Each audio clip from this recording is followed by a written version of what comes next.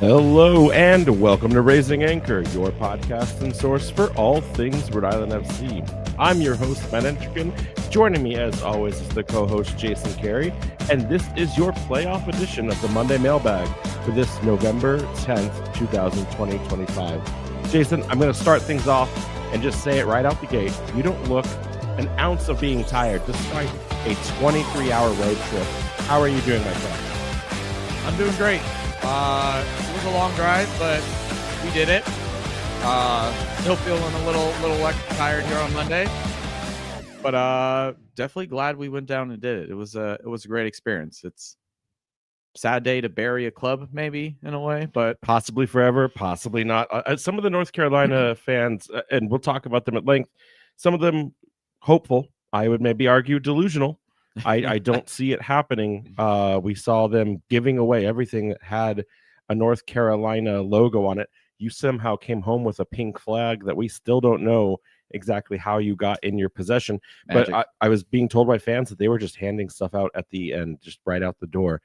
It was a great time. I just want to ask, we went through, I think, all of the states to get down to North Carolina. Which was your favorite state to drive through and why? Oh, favorite state to drive through. I like in regards to maybe the easiest, and this is probably not right at all, but we took the turnpike to get away from 95, and it was just like 80 all the way. So that was nice to just, but it also felt like it never ended. I was like, I didn't think that Jersey was this big. I was actually like, stuck in a time loop. Delaware, but it was a longer. very easy freeway. Delaware was the worst. It was the least amount of driving, but it was traffic from the minute you hit the state line until you left. It's like their currency is just to wait and do nothing in the state of Delaware. Yeah, sure listen, we're going to have a fun show. For those of you that are hanging out on our mobile edition, we tried something new tonight with the format, and I'm looking at the camera angles, and they are not flattering to either one of us. So that's a StreamYard thing. So we'll work through that, and we'll get into it. But thanks for coming on the show. This is the Monday Mailbag. So we're going to go over everything that happened over this weekend and things beyond. Quick, just starting of this reminder to everyone that sends in the questions. Thank you. It's what runs this show on these Mondays. And if you're interested in submitting a question, you can reach out to us on any of our social media channels, whether that's in a DM or you just post a comment on one of our posts, and we will make sure that we get that incorporated in the show. Of course, we do always post the Discord channel server. We ask the questions there. And then you can also email us directly at raisinganchorpodcast.com. We do have an email submission form for asking questions there. So having said that, I say we get right into this. We've got a lot of questions tonight. People are excited, Jason. They have been dying to see this team return to the Eastern Conference Final. And, you know, our words don't matter because the only words that do are head coach and general manager Cano Smith. So here's Cano in his own words immediately following that game. About tonight's performance? Just the way they executed what we asked them to do. They just stuck to the game plan. We had some difficult moments for sure. They had some chances, but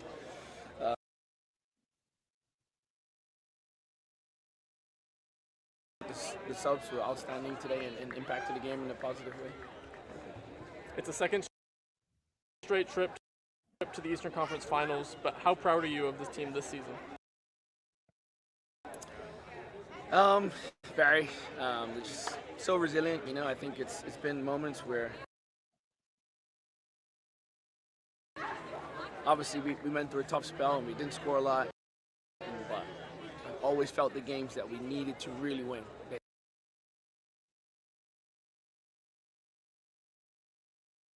They have the scars from last year. They've been through it. They have the experience from last year. We talk about things happening for us and not happening for us and not to us. So yeah, everything that's happened in the past is just. And whether the Eastern Conference Final ends up being played at home or away, what is your message to the team heading into the biggest game of the season?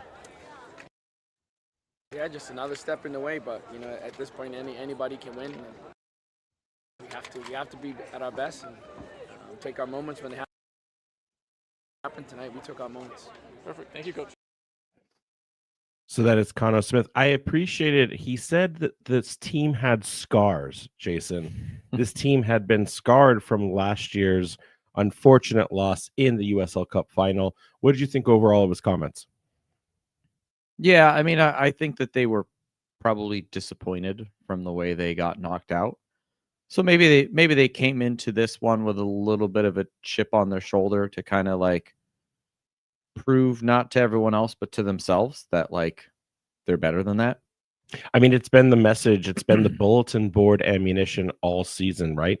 Fans, pundits, people covering this team surprised that they didn't just go out and continue the run of form immediately following the USL Cup final in 2024 and topping the charts, pulling a loose city basically and winning everything outright. Didn't happen. It's like this team had to have the hard reset, and yet here we are almost in the same circumstances, finding form at the right time and really seeing some of that invincibility within the group. I think that the stage is set. I honestly think that right now, between the three teams still in the hunt with us, Pittsburgh is probably the hardest one for us to punch through. We've seen results against both of the other teams in the Western Conference, albeit both of those results last year, but those teams are still mostly the same. I think Pittsburgh is probably going to be the toughest match for us for the rest of the remainder of this hunt. And we're the most familiar with them, right? We've seen them 5 times because they were in our Jägermeister group. So within that 5 times, 1 win, 2 draws, 2 losses. So it's going to be tough. It will be a battle. So let's get right into these listener questions and comments and kick things off with Joe P. Yeah, so Joe here says, tight match in the first half. Semmel in goal and Anderson being a threat to score gave North Carolina a chance. Koke and our defense continues to keep us in games.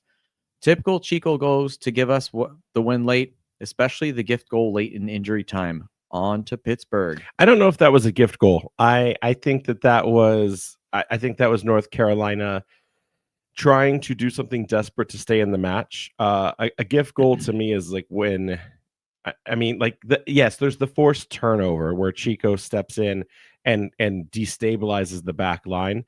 But the reality is the way they were strategically set up with Semmel being so far out on the side. And I think there's a question we'll answer this in a minute. It still takes a bit of skill to bury that on a single look from across, it was basically almost a halfway shot.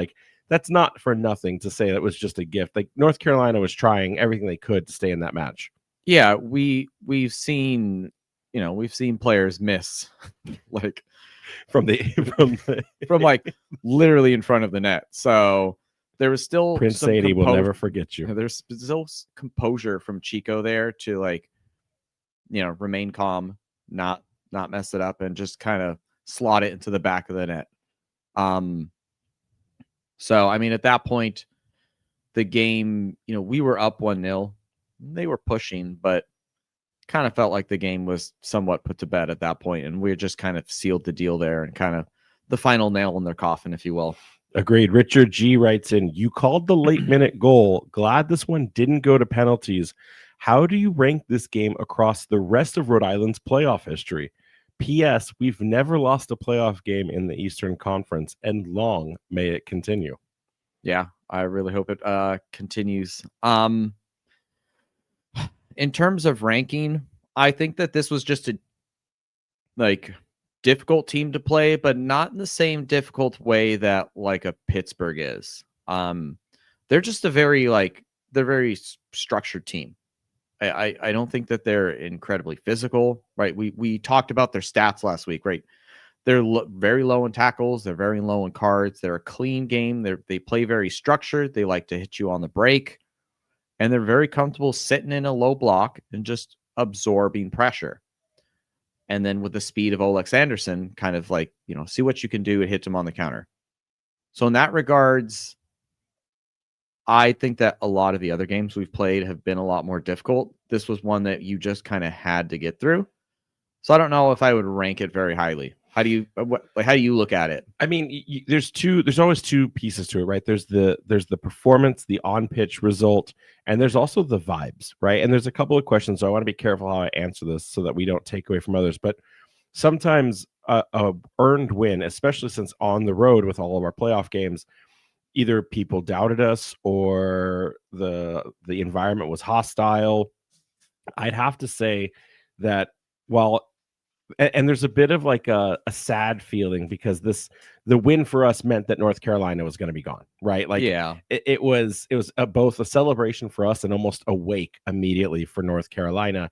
So I think I'd have to say that the Lou City game last year is still probably my favorite of all of the playoff matches because nobody thought, much like Detroit dethroning them this year, nobody thought we could get past Lou. Once we did, like the Charleston game was much more opened up and more favorable for both teams. It was like kind of either team could go in. So I think the stakes, I think the hostility, I think the fact that we were able to get drums in, which has now established a precedent for La Banda and for the Defiant 1636 to be this like ultimate traveling away supporters group. I think that game has just more gravitas and more meaning. And plus, Lynn Family Stadium is a beautiful place, so I'd go with that. Yeah, I think it's a good shout. And yes, long may it continue. Eastern Conference reigning champions. Next one here, Hillary M says the broadcast looks so sad from a fan perspective. How were North Carolina fans handling the game? Like I said a second ago, it was a wake. At first, it was kind of that chaotic neutral where you say, "Hey, like you're not going to beat us. Anything could happen still tonight." Met a few fans outside of the stadium before we started. It's an interesting complex, Wake Med Soccer Park, because you drive in and it feels very like a larger like multi-utility, multi-facility park kind of thing, like multiple things going on. One of the fans in our car joked that, "Oh, look at the professionalism of this soccer park," and it was like the rec fields because they're right next to the actual stadium, and got a good laugh at that. But you go up and around and like the fans were just like, "Yeah, like we're gonna win," but you almost felt like they were like, "End our suffering," right? Like it was down. but they were honestly for as much as you could be, knowing that your entire club's future is on the line, whether it was for the next 7 days or the next 3 years. I think they were all pretty good sports. I was actually surprised in the supporter group, not just the entire time swearing and cussing out the owner from the ownership box. I would have been like, ban me from this stadium. I would have, if Brett Johnson ever did that, it would not be. They handled it very politely. We went over, we got some shtick for it when we went over to go talk to them because we promised we'd go say hi at the halftime. We lost track of time, so we went over there. I guess we're on broadcast, Jason, talking to the camera. We'll get into that story in a minute, but I think the fans the fans that were there were great. The surprise to me was that nobody showed up for what was the final game. A bit of a shocker. We talked to John Morrissey last week, and he said that at one point this is one of the best attended stadiums for the men's game, and it just kind of all fell by the wayside. You would think, unless you had pressing plans, you would think that you'd show up for one last go at it just in case. And the game was great. The weather was great. It started raining immediately after the game, so it was just kind of a sign, like the doom and gloom of what happened in North Carolina. But I wouldn't. It was a great experience. Like for us, it was amazing. It was everything we asked for. North Carolina, maybe not so much. Yeah, we had one experience where someone, was like, "Well, we have Charlotte FC down the road, and they're better." Well, it's you got to tell if you're going to tell the story, you got to tell it right. So we may or may not have been, when people would respond to us, we would respond back in kind. I think it's like the 6 kids that were sitting right next to the supporters group, and they just kept talking about the table and how like they finished in 3rd and we finished in 7th. And I'm like, "Oh, if you want to bring up stats in the table, how many times have you beaten us in the lifetime of your club?" And they were like, "Oh, we don't know how to use phones anymore. We're Gen Alpha. Who knows how that works?" But there was one person working at the stadium who I actually don't even care if she gets in trouble for this, because it was such a flippant response to like how to handle the situation, passing around flyers and trying to get people to go to the next Courage game. And we just said, "Sorry for your loss." And she in turn took it like tongue in cheek and said, "Oh, we're going to beat Rhode Island tonight. Don't you worry about that." And we said, "Yeah, sure. Maybe you might. I don't think so, but maybe you will. But either way, your club is still done at the end of the season. So sorry for your loss." And she goes, "What are you talking about?" And when we go and explain it, the words that came out of her mouth next were infuriating, because it's like it's the barometer for soccer at large in this country. And it was so annoying. So now that I've set the table, go ahead and have the dessert, Jason. What did she tell us? What were the words that came out of that woman's mouth? She didn't care at all that the North Carolina FC was shutting down. She's like, "Oh, we have Charlotte FC. They're better anyway." And it's not the same city. I think it's at least a few hours away, at least an hour or two. Also, they got knocked out by NYFC that night. So, like, uh-huh. Yeah, I don't know. It was just like you said, it was such a flippant response of just like didn't even care about their own team that she works for. I don't know. it reminds me just- of a story, and I think we can tell it now because like statute of limitations are important at the early days. But when this club first got announced and we started just trying to find Rhode Island faithful that would be interested in it, I remember we would often go to the Revolution when they were doing their events out and about. Ran into this guy who was working one of the events. The Fox was there. Slide the Fox was there. It was on Hope Street for one of the open festivals, and just was asking like, "Oh, how much do you love about soccer?" He let us talk for like 5 or 6 minutes. We were excited. We had just started the podcast back, early days, Jason, early days. And he goes, "I'm going to be honest with you guys. I'm only doing this stupid soccer stuff so I can get in with the Patriots side of the organization."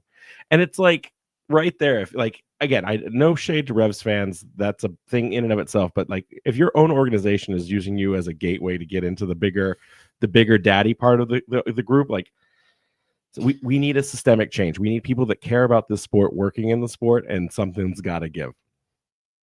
Yeah. So then let's looking at this next question here. Lisa V writes in, what was the keeper doing on that second goal? So he came out for the set piece, and typically what you would do is the keeper would launch it long. That way you can get more of your players forward. Instead of launching it long, they did some sort of, I don't want to call it trick play, but instead went for the short pass to one of the center backs who was kind of at midway line. I don't know if there was some sort of communication breakdown or something, but when the center back received the ball, he kind of misjudged it, mistouched there, and lost control of it.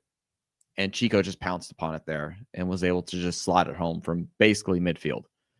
So it is a very standard thing that you will see, like especially late in games, keepers will come far out to take a free kick.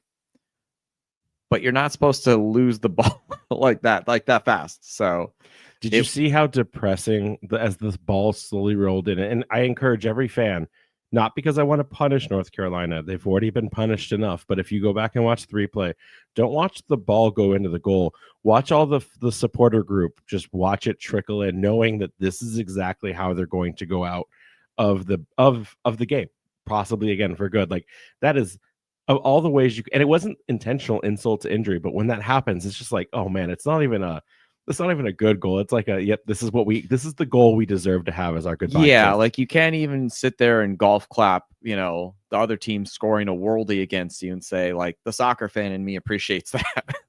It's just, this is kind of sad. I think Susan here asks a question about Koke being a little nervous playing so far forward. It's a different thing, right? Sweeper keeper is a strategy, a set piece moment in time. Yeah. It, like Jason said, it's a miscommunication. Like that normally would not happen. You're either going to boot the ball long as it's intended so that your players can absorb the pressure, collect the second ball, and then you and get move back on, into position, or you rotate and reset. Koke playing up front that far, that's just get used to it. Start taking like anti-anxiety medication if you would get ulcers.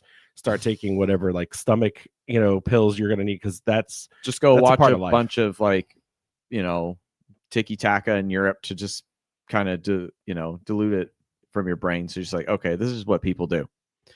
Another question here about how many RI fans were there not in your section, and why was there a carrot? So I can't explain the carrot. We just, like I said, we walked over there. Your eyesight. And he was a carrot wearing a scarf. I don't even think we asked the question. We said, "Cool, dude." We were mixing it up with and we were in the supporter group. Most of them were nice to us. I mean, obviously we shouldn't have been there, but we decided let's go party because the game was still 0-0 at that point. It was all fair. One guy did not like me. He wanted to fight me immediately. He was throwing a big old yellow card at me.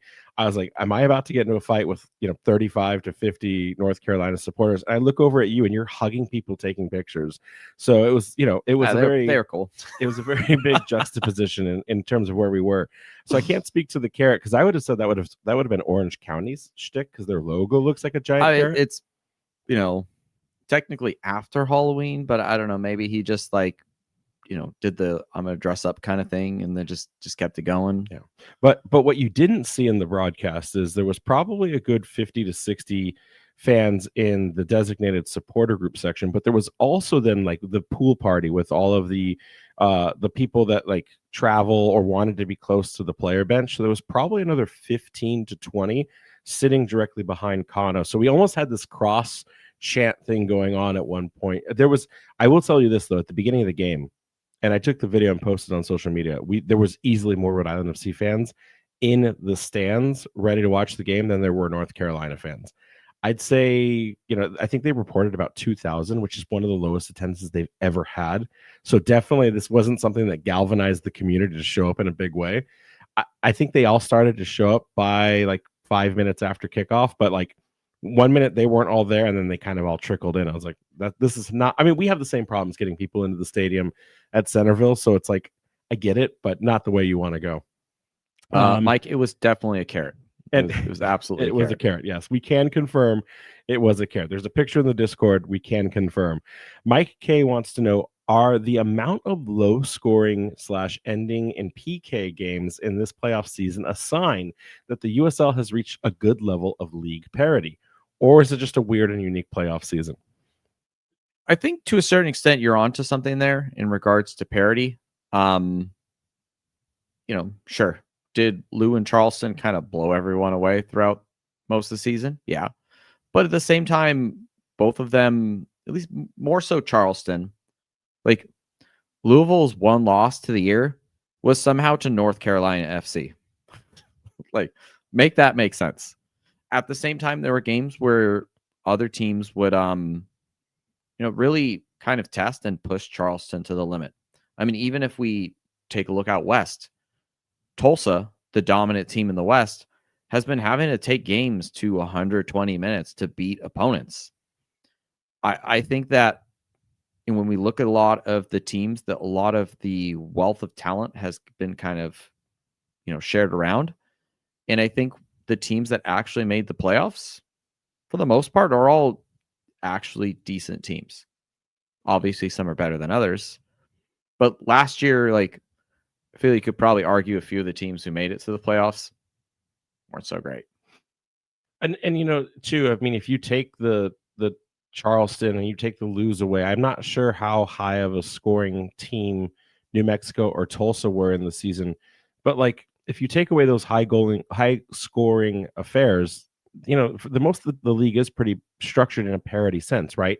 It's just those two teams that ran away with so much of it that make us look like we're a little bit more imbalanced than we are. I will say to Mike's point, though, it is pretty peculiar that Pittsburgh has gotten as far as they have without scoring a goal yet in the playoffs. But, we've said it, sometimes people say it as a joke, but it's the truth. Defense wins championships. And right now, it's kind of more about what you don't let in the back of your net than it is what you put in the back of the other person's net, at least until after extra time is done and you're into penalty shootouts. So I kind of get it. It doesn't make a great viewing product to have a bunch of 0-0s because, you want the league to grow beyond just the two teams that are participating and their immediate fan groups. Obviously, they're going to be both freaking out the entire time as they're just like, what's going to happen?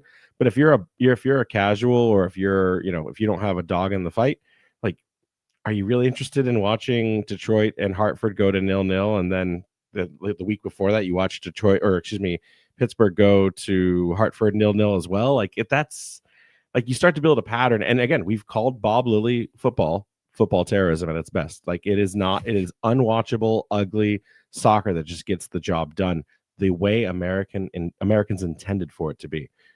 Oh, I just thought of the most insane thing that would never happen. So with Atletico Madrid getting bought out, and what if Diego Simeone leaves, but what if he took up the mantle at Pittsburgh and continued terrorism football in America? Anything's possible. I'm still of the opinion that we will never see Bob Lilly in a Riverhounds coaching uniform ever again. I think the fact that it's been exactly a month and it's been complete radio silence, I kind of think to agree. This very much feels like maybe not the exact same thing, but very much like a Bruce Arena scenario where if we just never talk about it and hide it away,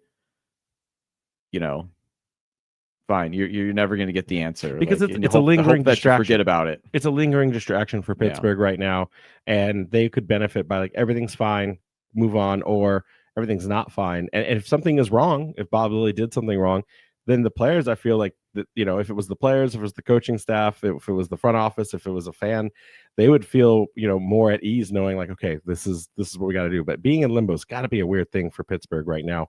Let's get into this next question. Yeah, Tim M here says, can we sign players off of NCFC now? And how do we make sure we get Sundstrom? So I don't think we'd get Finn Sundstrom. I think his stock is so high right now that, because at least when you look at the roster in its current iteration, we have 7 center backs. And I think that's kind of the problem for us right now, signing players, right? Is we're still actively going with a roster that maybe is are all those decisions made yet? Well, I mean, okay, I've talked with the technical staff. There are going to be players incoming. They've been working on things since August, right? Like that is the natural course of this.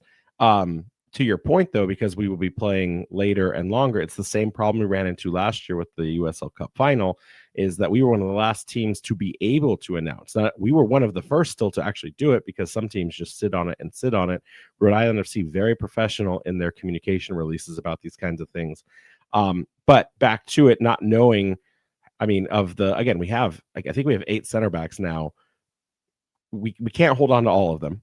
We know that most of them are scooped up for at least an additional year. You could just play an 8-1-1. I don't think Sundstrom makes sense. And he's such a breakout kid. I wouldn't be surprised if another team that, they look at the teams that let in way too many goals this year. Look at Las Vegas Lights. Look at Tampa Bay Rowdies. I could see a team like that wanting to go pick up a player of that caliber. What we need is more towards the front of the attack and less the back.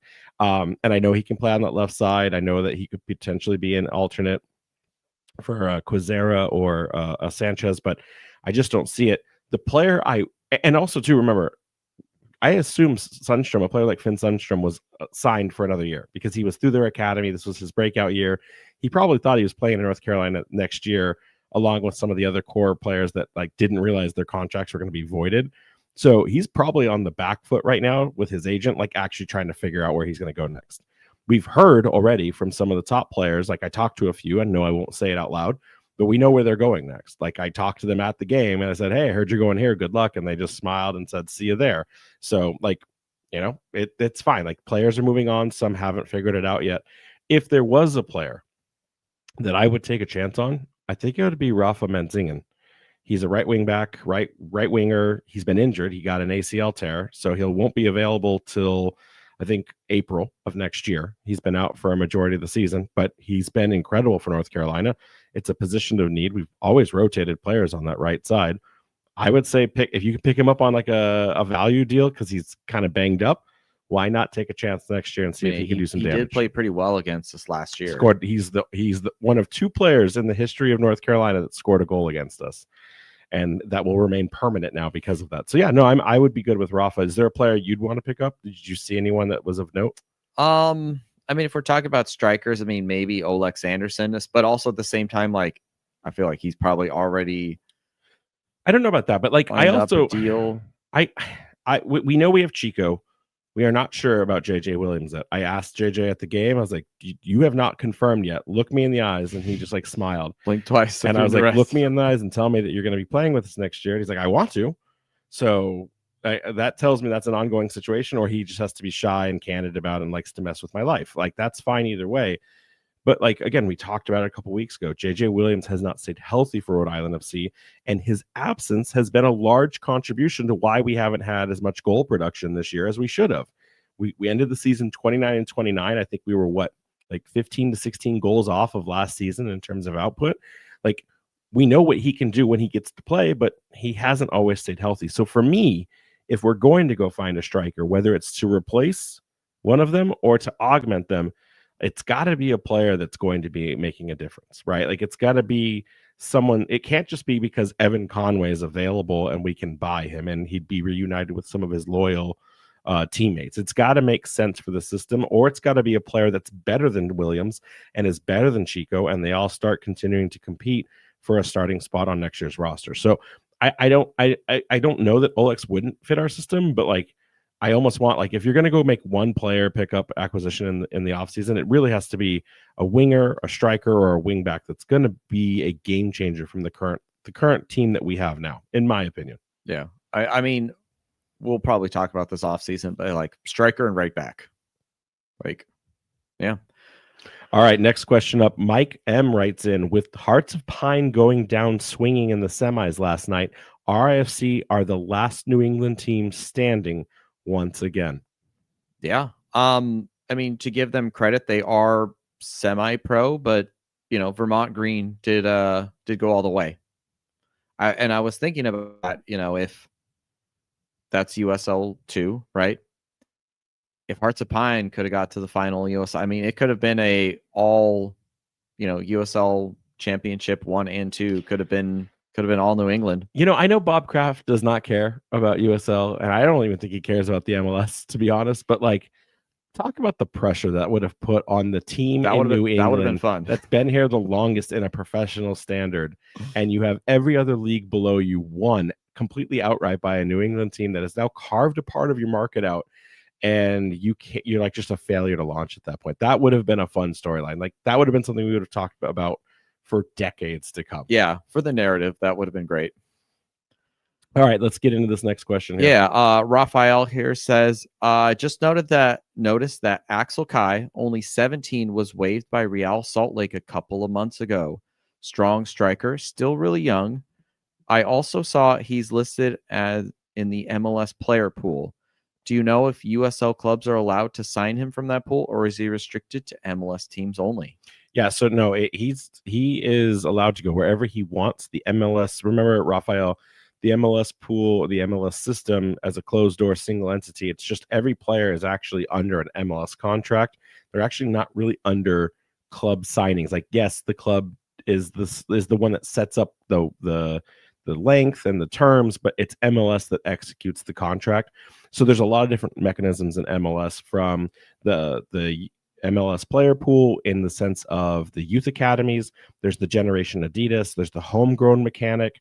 There's even, and people forget about this, there's even the U.S. men's national team reallocation. So like, if you want a player that plays on the U.S. men's national team that has not been a part of MLS for a re-entry, there's a stacked order chain. It may be gone now, but it's similar to like how discovery rights work, where it's like, I discovered Cristiano Ronaldo and we are the Colorado Rapids. So I imagine the bid. MLS SharePoint pages are just wild. I mean, they've created so many rules. But where I'm going with all of that is all of those mechanics are internal to the league.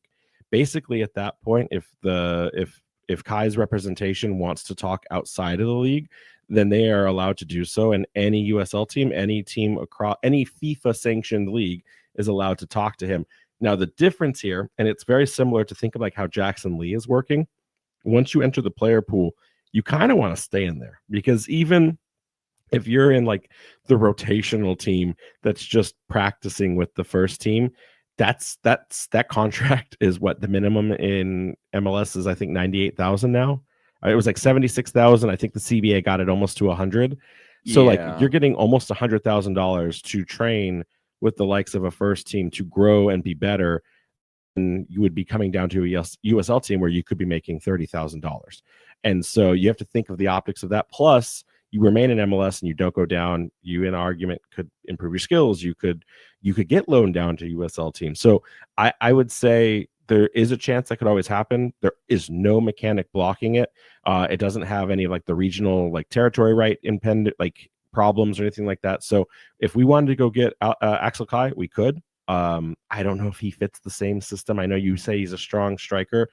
I don't know necessarily. I know some people reached out to me in DMs on Twitter and said, "Hey, what about that Benzini kid from Vermont Green?" And now, what is it? Is it Tormenta he was at?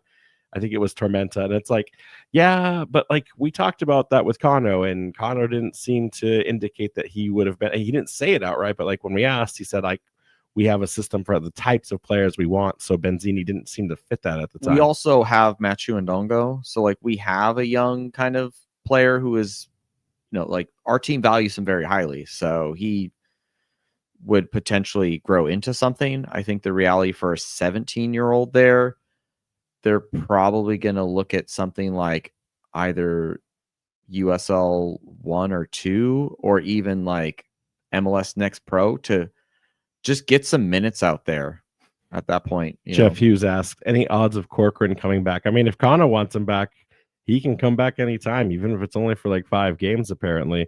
Didn't get to do any damage to Messi and ruin the Argentinians. And I did get the start against them, though, so that's something he'll never forget. But wild times. And speaking of alumni, by the way, 2 active players still in the playoffs alongside current Rhode Island players, and that is one Mark Doyle, now with 1 Knox in the USL League One final against Spokane, and one and only Morris Dugan out there with Minnesota, still keeping the playoffs they alive. Just knocked Seattle out there. Pretty wild. Yeah, so it's exciting. That's your alumni watch for now. All right, Jason, Zach L writes in, are we really okay with the USL Cup final being played in a baseball stadium? I say we riot. I mean, it's either going to be Tulsa at I think we were talking to Tyler at the game at the stadium at North Carolina. It's either going to be an 11 a.m. kickoff in Eastern time in Tulsa, or a 10 a.m. kickoff at Isotope Park in New Mexico at elevation. But either way, we're playing on a baseball field. Yeah. It is what it is. Part of it's kind of funny for the lower leagueness of it. If we're just being real with ourselves, we're still to a certain extent up and coming, right? There's still teams that their stadiums are kind of janky, or you still unfortunately have a team who we just put to rest a few days ago. The league is growing. It's doing well for the most part, but there are still some opportunities for growth. We know that, when it comes to New Mexico, they've got a plan in place. Are the NIMBYs slowing it down a little bit? Sure. But I think that one's going to happen. Tulsa, admittedly, I don't know a lot about what their stadium situation is, if there even is one in talks. I think a year like this, though, really helps kind of push the narratives to say, especially with the fact that they are packing that place, they'll probably be looking at what opportunities they can to get themselves a, soccer specific stadium, if you will.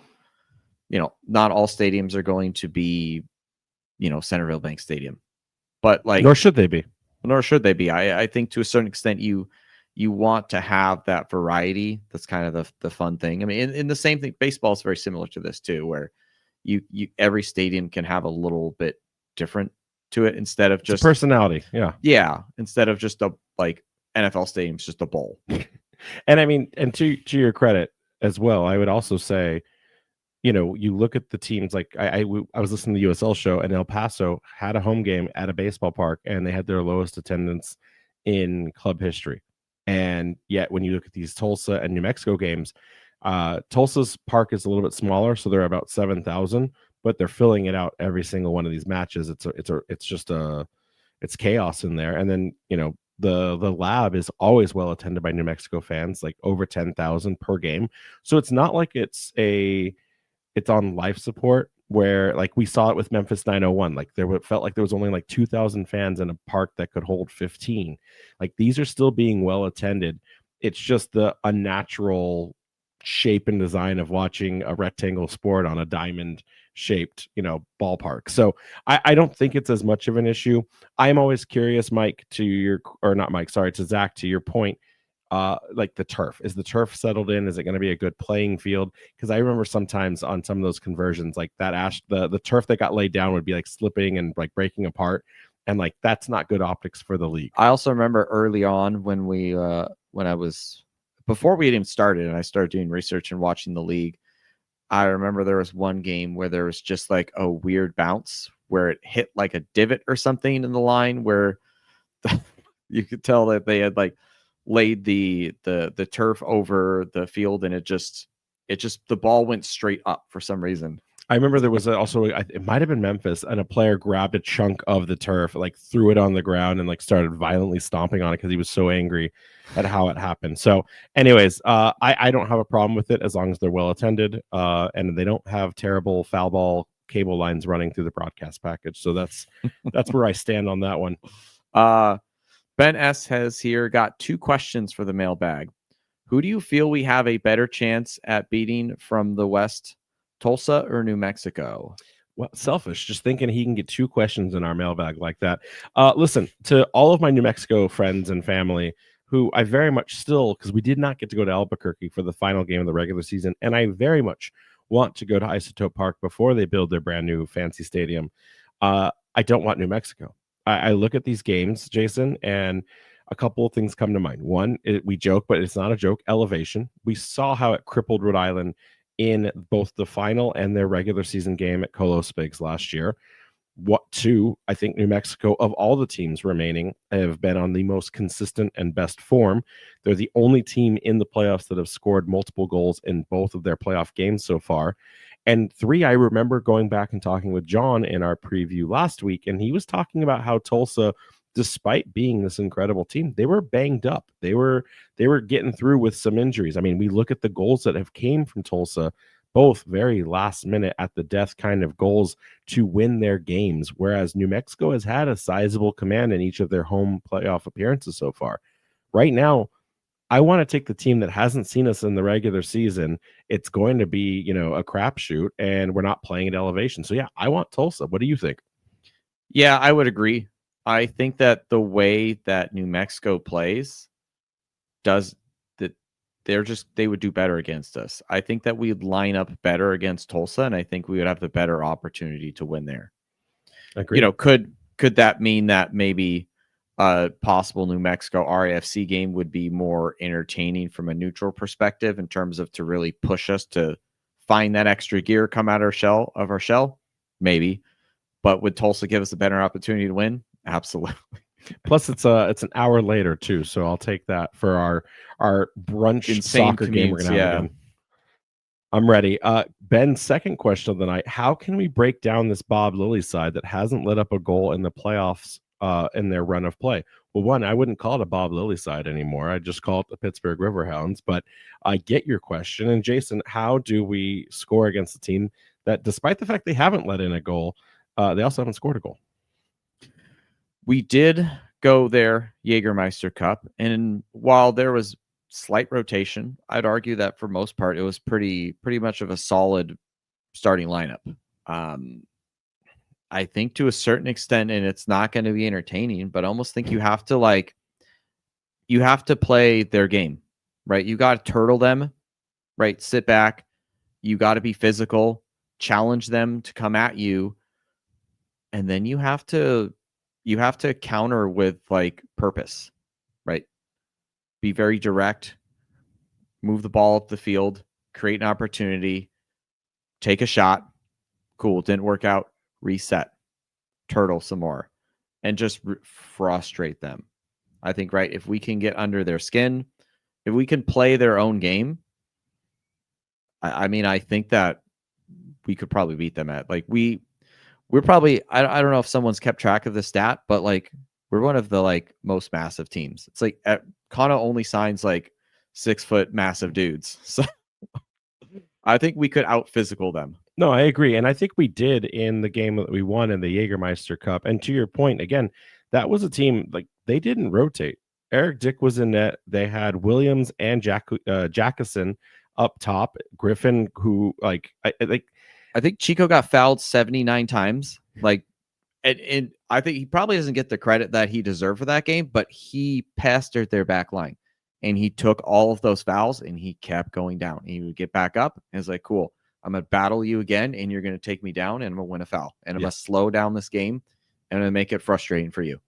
No, absolutely. I mean, and we saw that was a game we won without J.J. Williams, one of our biggest bruisers on the squad. So, yeah, no, I think that anything is possible when it comes to that. And I think you're right.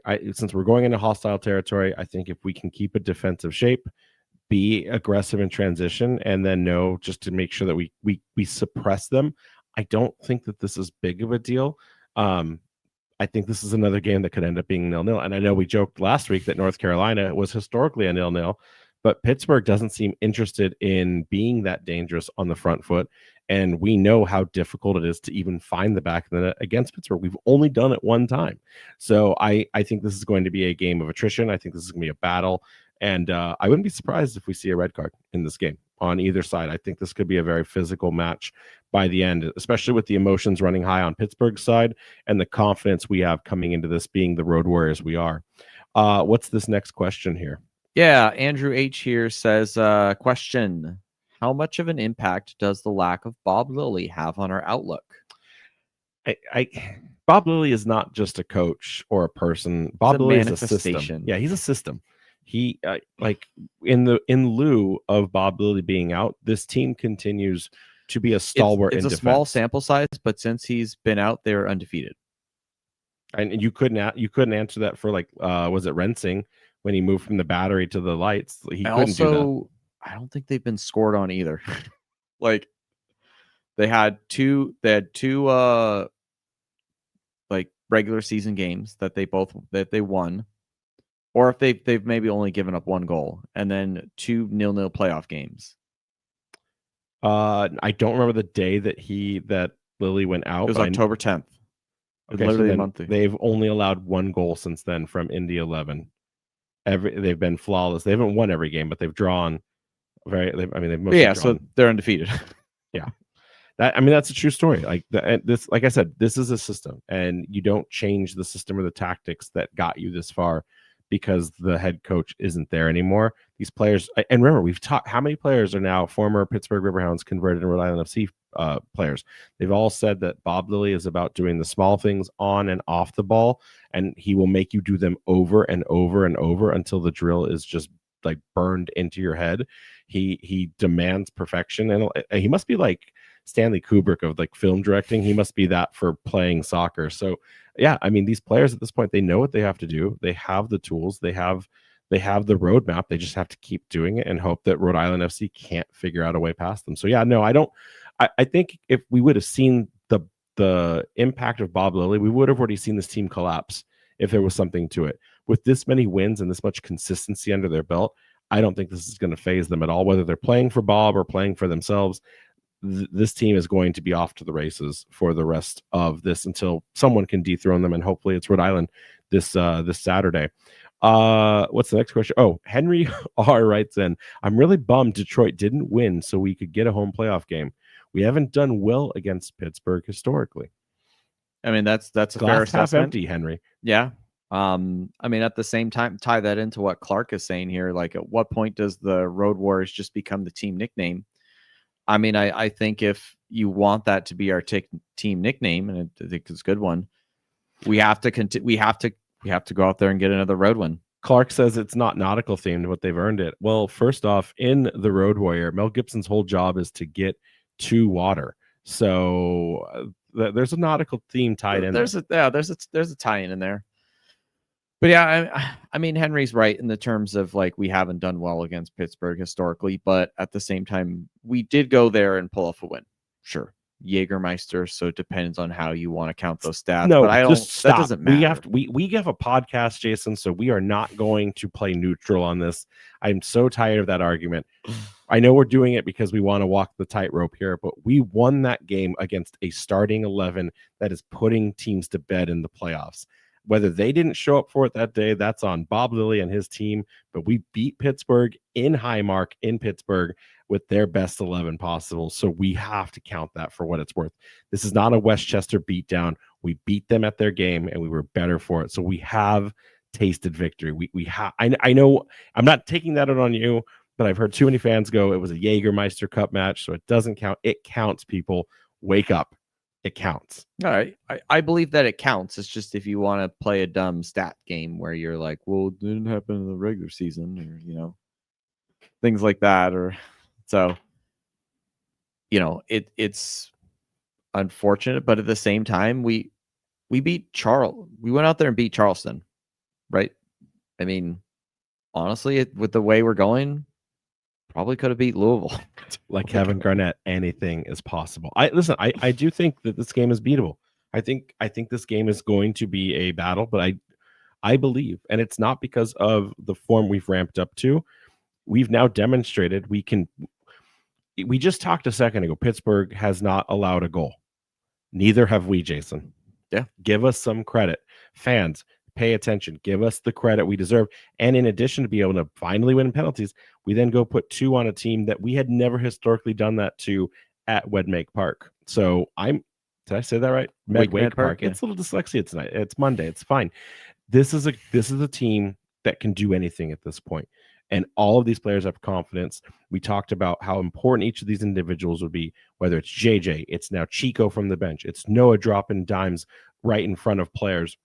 It's our back line, both on the offensive side of things and the defensive side of things. It's Koke Vegas literally being a brick wall in front of that net. Like I have the faith. We can do this. And if anyone doesn't believe it, don't listen to the show anymore.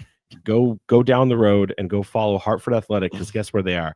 They're watching U.S. Open. I don't know what sport is on besides football right now. What is cricket's played all the time, right? Basketball season just go started. Watch the Super Kings in Indian Premier League and just go enjoy yourself. Okay.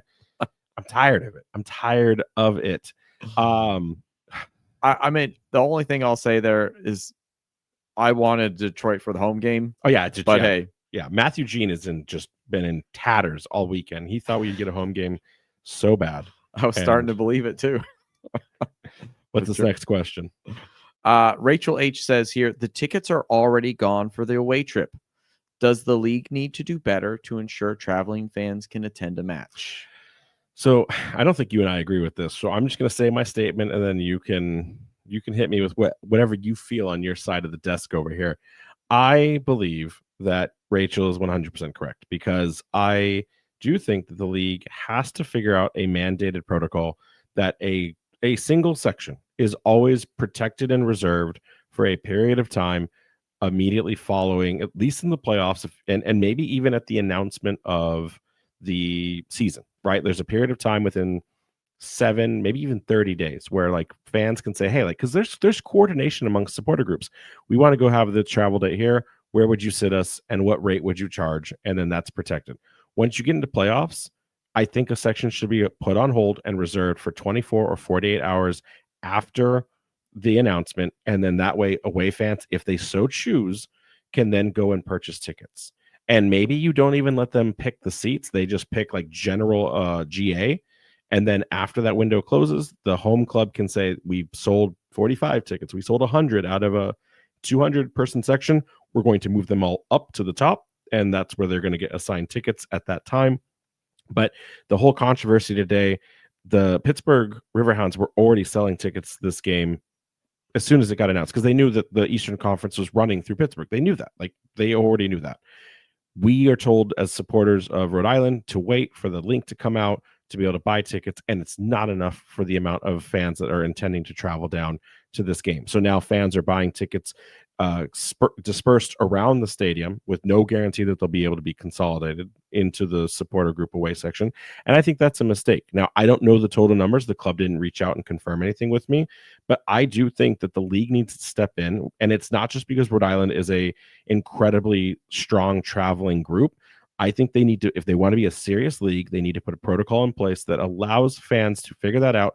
And then within that time window, once it collapses, teams can then sell the rest of the tickets. And it's as easy as that. It shouldn't be difficult for an away fan to be in the away fan supporter section, and every stadium should have one sliver of that place carved out for fans to travel to. North Carolina, it wasn't a problem because we were more fans than North Carolina. But in a game like Pittsburgh, right? Lynn family, and it was never a problem. Charleston, it was maybe close, but they made it work. Lynn Family Stadium, not enough. Like, they have 16,000 capacity, and like only 10,000 showed up that night. They put us up into no man's land. It was fine. Indy 11, Michael A. Carroll Track Stadium, like, it's huge. Like, no problem there. For the stadiums that are tighter, it's got to be solved. So like for the Lab for New Mexico, if we advance, they've got to have that figured out.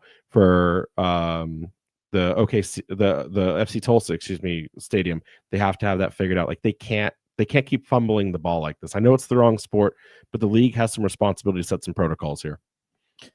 It's not that I agree with you, but I think that That's not an agreement. If you hit me with the butt right after you say you We- agree with me, we are the exception to the rule. Let's be real here. Other fans teams, they don't travel. Like they'll send you'll get 5 or 10 people, so it's not a problem. And it's not so much that I don't think that this is important. I just think that the reality is the league that we're talking about has so much other things going on that this is something that should be on the to-do list. But you brought up good points there, not a problem for Louisville, not a problem for there are all these other teams who have big enough stadiums, right? We know that Highmark Stadium is going to get a remodel and they're going to get up to $15K, right? That's almost 3 times what they have right now. Probably would not be an issue if that was already in place. The problem is there's too much of a demand for that team. They were 1,000 over capacity for their last match. And the reality is some of these teams the margins are so tight and they're running in the red that as much as I want to be upset for our fans to go, at the same time, this is a business and they need to make the money to keep this league moving for long-term purposes, that if they can cash in and these small teams get so much money from their ticket revenue, I can't be that mad at them. Obviously, the system that you're talking about, I would love for that. I just don't see that as feasible for 5 years. I don't know, man. It feels like it feels like what you're saying is where we'll be in 5 years. It's I feel like I could call Brett Louie right now and be like, just change an operational rule for next year, or change it right now and say, team, because all of them I think are all through the SeatGeek app. I don't think any of them have contracts outside of SeatGeek. All of you are not allowed. You give everyone a reported section to SeatGeek by tomorrow that is reserved for your playoff games. You could start with 4 teams, right? Well, I guess technically only 2 after this weekend's game, and you can't sell this section for 48 hours. We will check in, we will confirm everything, and then after 48 hours, you can release the remainder of these tickets, and that's it. I don't think that's a lot of coding. I don't think that's a lot of that's one meeting for 30 minutes and go, yep, you got it. Thanks, league office. We will. Sorry that we screwed this up. I agree with you that it's great that the fans are selling out. We need the appetite. We need the fervor, because Pittsburgh, apparently it's going to be a college football night. In Saturday, it's going to be multiple things going on in Pittsburgh beyond just the Riverhounds. And the fact that they're all showing up, huge boon to the community. Really happy to see it. But you can't and again, I don't know the number of tickets, but you can't figure out how to get 100 seats reserved for an away group for 48 hours. I don't know. I hear both sides of it, but we have to have the rule in place to grow the fan base. We can't chase the fan base, and then when the fan base starts all collectively getting angrier because they're all getting to a Rhode Island level of traveling, that's when you impose the rule. It's got to go the other way around. I like the idea. I see it as difficult to implement, and we've all worked in corporate jobs, right? And especially the fact that this is also not one single entity we're talking about. You have all these different individual owners. There'll be one team who'll be like, nah. And if Brooklyn anything, FC, I'm looking at you next year when we come down and play you guys. You better have a section reserved for us to buy our tickets. Do not screw this up. You've got months to figure it out, because that game is going to be so well traveled. First time in the league for that team. It is the second closest place that we can travel from the championship perspective, because right now Pittsburgh is the closest. It's the second closest after Hartford. Are they playing? I mean, if they play, they're playing at the old Cosmos Field in Coney Island. Anyway, so yeah, so do you agree then? So you're saying that they did screw up, and someone needs to do something about this. I think something should be figured out, but at the same time, like I said, we are the exception to the rule. Other teams don't travel like we do. At least I haven't seen it.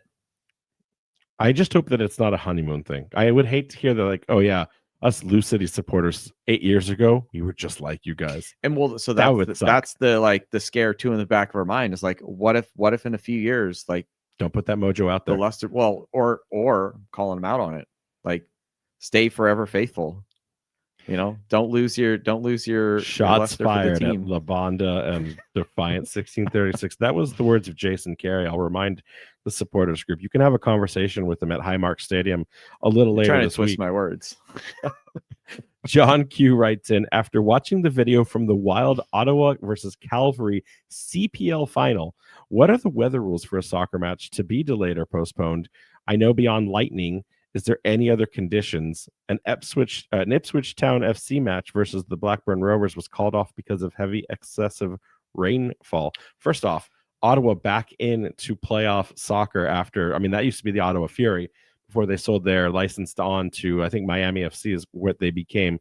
So good to see Ottawa soccer thriving out there. Yeah, that game was wild. Did you see the fight? Did you see the the bicycle kick too? There must have been like, I think at one point like 3 or 4 inches of snow. Like that was not playing in a light dusting. That was blizzard conditions. Yeah. I've seen plenty of blizzard matches. I think for snow it has to be like, it has to actually be a blizzard and not just like it's snowing. In terms of like rain, when we talk about this Ipswich Town match, a lot of it actually would come down to the pitch's like The drainage system. So, you know, if they could drain as well as, you know, Senator Bank Stadium, then they could keep going. But some of these like maybe regular old school style, like smaller team, like just straight up grass, like sure, do they have drainage? Yes, but are they state of the art? Probably not.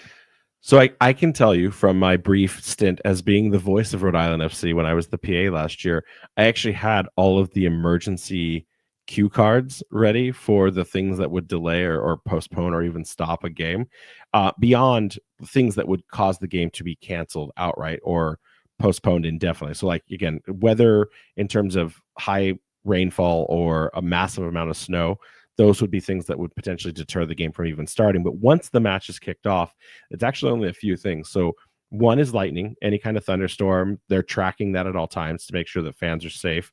Tornadoes is another one, because tornadoes are the only thing that can randomly like touch down. Usually, you know, a hurricane's coming, you know, a blizzard's coming. Yeah. So but tornado conditions can suddenly develop. Earthquake was one, which I thought was interesting because you're never getting an earthquake in New England, but that's probably more standard protocol for like Orange County at Champions Park.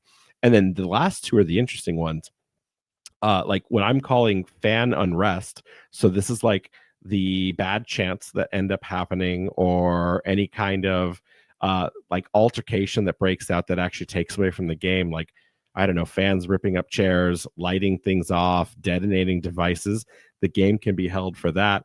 And then the last one, which was separate for some reason, pitch invasion. So if fans run onto the pitch at like more than like one person to get an autograph, that can actually cause it. So those are the things as of the PA read cards that exist for why you could potentially see a match stop.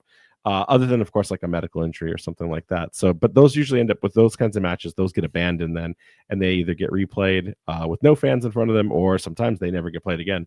And but so don't ever invade the pitch with a bunch of your friends. It's not good for the sport. I may have asked if we needed to do that to celebrate North Carolina's demise and was told I do not recommend you doing that. So you heroes that told me not to, you know who you are. I appreciate that. And yes, James, like fireworks being shot off from the top of Burns Stadium, that could have potentially been a game delay if things had gone really, really south. What's our next question here? As I catch you mid-drink. Susan says, has any other stadium had good pretzels? So listen, Susan, I'm going to be honest with you. I know this may come as a surprise given my physique and the weight that I walk around in, but I actually don't usually eat food at the stadiums. Now, when I work the stadiums, I will, because it's put right in front of me. But in like the press box, we usually just get waters, but it's a hydration thing. They do offer like the media craft table, which is like wherever all of the employees go, but like I never make it there on time, and it's not. Like last year, the food was brought right to the press box. Now you have to go like a ways away to the tables and to go eat. And Jason and I never get into the games on time to do that. So I don't normally eat. Have I had the pretzel? I've tried every food at our stadium because I wanted to be able to experience it. But when I travel, I normally don't eat food, at least at a soccer game. I'm either drinking water or adult beverages, and that's usually about it. Baseball parks, I will eat food because they put on some weird things. But like at soccer games, I don't think I've tried the footy scran, as they say. Yeah, same. Not really much of a, eater during a soccer match. The one thing I'll say, I think that we're actually really spoiled with like our offerings at Centerville Bank Stadium. I've pretty much had everything else at there as well too, and they have a very good offering. And we're not even the most spoiled because the 401 Club, for all the people that sit in the clubhouse with free gourmet food that rotates every time there's a game, like they're the real. We got to try ones. some of that at a media event though too, so we got an idea of what they're getting there. But actually went on a random adventure with Amanda's friend to find. She wanted to get French fries, and we tried like 3 or 4 different spots. That's all there was there. You tried every single. There was only 4 concession stands at that stadium, and they didn't have it. She ended up just going with like random nachos, which were kind of sad because like, here's a bag of chips and a thing of cheese, as opposed to like here's something we kind of prepared and made for you. So sure. Is North Carolina FC shutting down? Are there a few other stadiums that maybe have some actual legit food options? Probably. But I bet most of them are nowhere near to the kind of love and attention that we got at Centerville Bank Stadium. Yeah, no. Love those pretzels for as long as you can and as often as you can. James is actually dropping knowledge in the chat. Those are the same pretzels found at the Southwick Zoo, just across the border. So if you're interested and you need one of them in the off season, now you know where to go. So thanks for that knowledge drop out there. Final question of the night. Nate asks, what is the percentage for RFC to defend our conference championship and finish our story? Just put a number out there, Jason. 72.4%. Ooh, decimals and everything. I love it. I think the hardest battle for us remaining is Pittsburgh. As long as it's not New Mexico in the final, I think it's Pittsburgh. Again, we've gotten results. We've seen an ability against these other teams. Pittsburgh, we've seen the most often. I think we have the worst record against Pittsburgh, to be honest. I don't think there's a team out there that has blanked us more, because they got us, it was a draw and a loss last year. Probably the worst loss of 2024. Probably would technically the worst be Loudoun, because we've never beaten them. Oh, that's right, because Jägermeister. Yeah. So okay, it's one, but it's up there. It's up there. It's up there. We've beaten Tulsa, and again, we have the very famous opening inaugural match, and then even with elevation, I think we still put in a good shift against Mexico last time. We were somewhat depleted there, right? We didn't have Yao didn't play. JJ did only play the second half. Only played half. So, it'll still be tough, but I think Pittsburgh is kind of the ultimate test right now. And even if, why jinx it? You focus on the game ahead of you. Yeah. So can we get back to the Eastern Conference final victory and then move on to the USL Cup final? I'm going to say yes, but we'll figure out that Cup final after we put the work in against Pittsburgh this weekend. So listen, Jason, it's always a blast to talk to you. It's always a blast to answer the facts and the questions and all the curiosities amongst the fans. As a little kind of heads up for this week, we're going to have John Krasinski from the Pittsburgh Soccer Now sports website that they cover all kind of things beyond just the Riverhounds. But we'll have him on for Thursday's show to preview the Eastern Conference final, and that'll be Thursday at 8 p.m. Jason, what is the final word, my friend? Believe it. I'm not gonna change it up yet. Did you see how many people were demanding that we put the Chicolio out as merch? We're gonna have to talk to Chico and see if we can make that happen. That's gonna be the goal. If you don't know what we're talking about, go look at the Discord. It's incredible. At least I think so. So, anyways, get us out of here, buddy, and can't wait to talk to you again on Thursday. Yep, fun as always. Make sure to check out our friends over at the Blazing Musket for all of your New England soccer coverage, and that's including RAFC at theblazingmusket.com. You can follow us on Twitter, Threads, TikTok, and Blue Sky at RAFC Podcasts. We've got an Instagram at Raising Anchor, and then you can go ahead and check out that website, raisinganchorpodcast.com. Anchors up. See y'all in Pittsburgh. Anchors up.